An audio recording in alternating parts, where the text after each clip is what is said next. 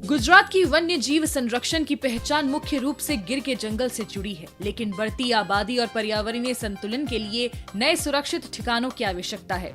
इसी दिशा में पोरबंदर जिले में स्थित बरड़ा वाइल्ड लाइफ सेंचुरी में अक्टूबर 2024 से जंगल सफारी शुरू की गई है, जिसमें सुबह और शाम के विकल्प हैं।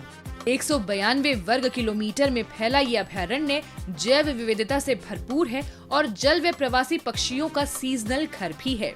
अनुभवी गाइडों के साथ पर्यटक सुरक्षा और जानकारी सुनिश्चित की जाती है। वन्य जीव संरक्षण को सर्वोच्च प्राथमिकता देते हुए भविष्य में अतिरिक्त सुविधाओं का विस्तार होगा। बड़ा जंगल सफारी नी मौज माणवा माटे आवेला खूब ज सारो एक्सपीरियंस रह्यो।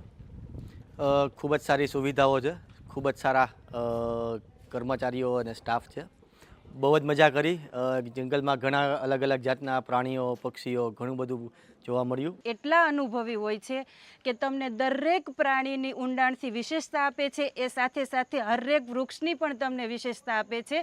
કયું વૃક્ષ ઔષધિમાં વપરાય છે, કઈ ઔષધિ બને છે, કઈ રીતે ઉપયોગ કરાય એ પણ ઊંડાણથી માહિતી આપે છે। અમને બહુ જ મજા આવી અને અમે એમની પાસેથી ઘણું બધું શીખ્યા।